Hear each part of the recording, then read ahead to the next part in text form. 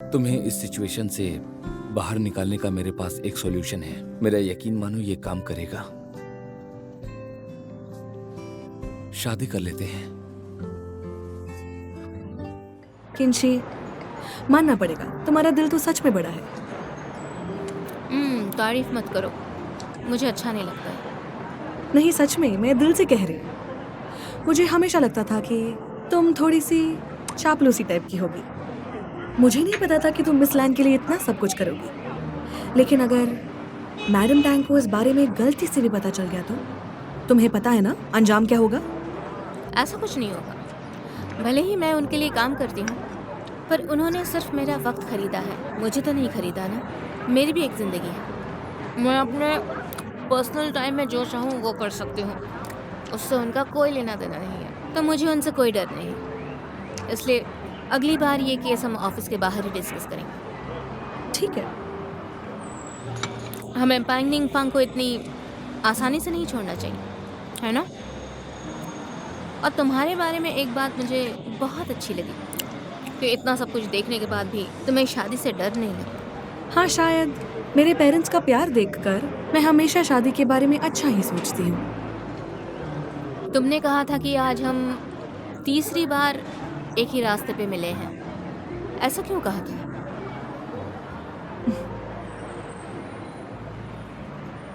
Xiao गाओ याद है, जिसे क्रिमिनल डिपार्टमेंट से निकाल दिया था? उसे शेंगेन हुई की 25 मिलियन वाली खबर मेरी और क्याओ की बातें सुनकर पता चली थी।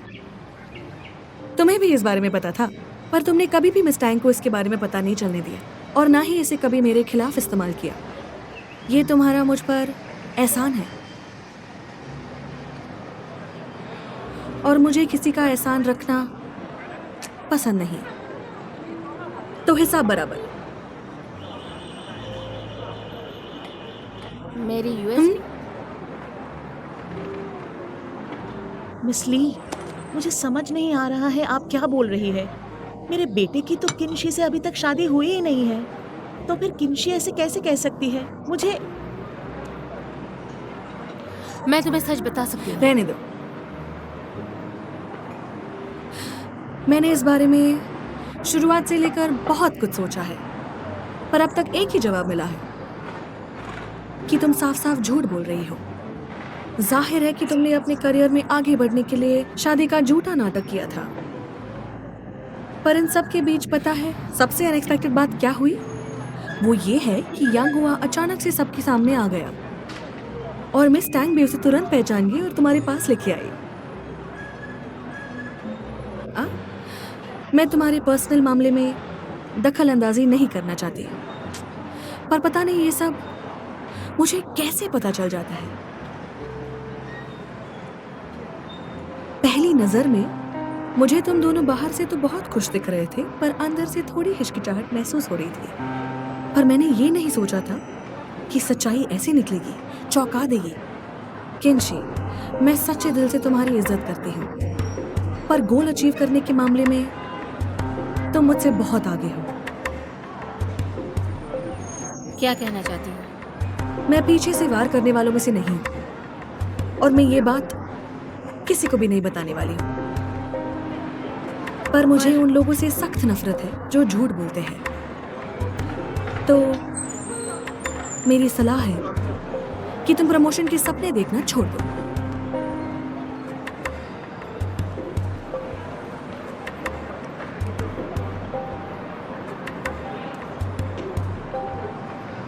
मेरे ऐसा करने से प्रमोशन तुम्हें नहीं मिलने वाला। पता है मिस किन, मुझे गलत मत समझना। मैं यहाँ तुमसे मुकाबला करने नहीं आई हूँ, और अगर आई भी होती तो ये मेरा तरीका बिल्कुल नहीं है। इतने दिनों तक मैं तुम्हारे खिलाफ एक ही वजह से थी, जो है निष्पक्षता।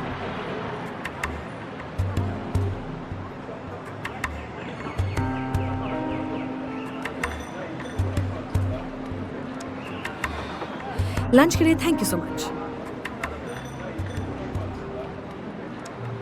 ये रख लो, तो बाद में मिलते हैं।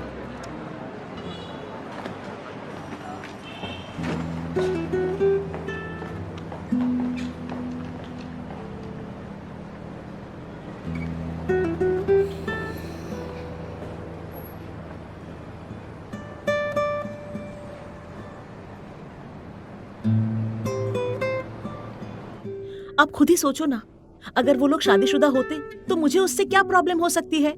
मैं पुराने ख्यालात की नहीं हूँ, ना ही मैं बुरी सास हूँ। मेरा बेटा अभी सिर्फ 28 साल का है और आगे उसकी पूरी जिंदगी पड़ी हुई है। आप चाहे तो हमारे पड़ोसियों से भी पूछताछ कर सकते हो, इसलिए उसे कंपनसेशन देने की कोई जरूरत नहीं है। ये बात बीच में कहाँ से आई? तुमने क्या सोचा है? नहीं, सच कहूं तो इस बारे में मैंने 1000 बार सोच के देखा है, पर कुछ नहीं मिला। तुम चाहती हो मिस ली से मैं बात करूं? अब इस मामले में किसी से भी बात करने से कोई मतलब नहीं, लेकिन ली दाई की बातें सुनकर मैं थोड़ी सरप्राइज्ड हूँ। मुझे हमेशा से लगता था कि वो एक फेक औरत है जिसे किसी से कोई फर्क नहीं पड़ता, वो चालबाज है, पर आज वो मुझे ईमानदार लगी। उसने एक भी बार मेरी रिपोर्ट करने के बारे में नहीं सोचा, पर उसने मेरे आगे एक रास्ता छोड़ा है। वो चाहती है कि प्रमोशन से मैं पीछे हट जाऊं। तो तुम क्या चाहती हो? तुम सच सुनना चाहते हो? मैं ऐसा नहीं करूंगी। मैं आज जहां भी हूं वहां आसानी से नहीं पहुंची। मैंने चीटिंग की है, पर मेरा ऐसा इरादा नहीं था। मैंने अपना असली मैरिटल स्टेटस छुपाया है, पर मुझे इस बात से बिल्कुल फक्र नहीं है। मैंने अपने काम को लेकर कभी झूठ नहीं बोला। वर्किंग वुमेन के लिए वर्क प्लेस शीश महल जैसा होता है, सिर्फ लीगल इंडस्ट्री में ही नहीं, लेकिन किसी भी इंडस्ट्री में। पता है 2 सालों से फर्टिलिटी रेट क्यों कम होता जा रहा है? क्योंकि कुछ कंपनीज में औरतों को अच्छी तरह से ट्रीट नहीं किया जाता। हम पर बच्चे पैदा करने की जिम्मेदारी तो होती है, आदमियों की तरह इंडिपेंडेंट होने की भी जिम्मेदारी होती है। काम पर हरासमेंट झेलना, घर पर बच्चों को संभालना, ये सब आसान नहीं होता।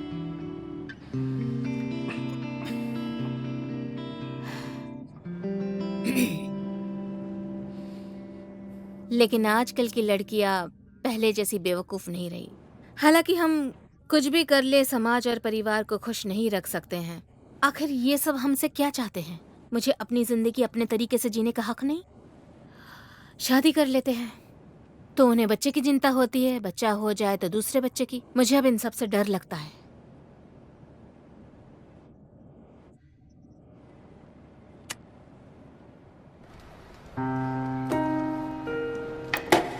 मैंने तो वो यूएसबी ड्रॉअर में रखी थी, फिर वो ली दाई को कैसे मिली?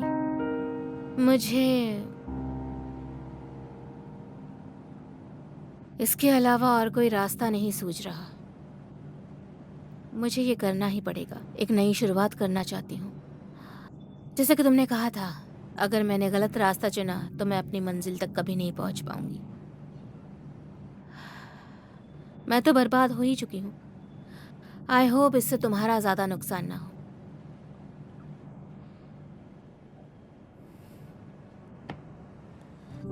क्या मैं कुछ पूछ सकता हूँ? अगर तुम्हें प्रमोशन मिल गया तो क्या तुम अपने बॉस को सब कुछ सच बता दोगी?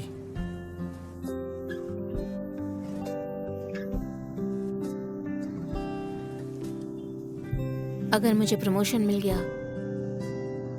तो बता दूंगी। मुझे भी ये अच्छा नहीं लग रहा है, लेकिन जो औरतें सिंगल है और प्रोफेशनल भी है, उनके साथ ये भेदभाव सही नहीं है।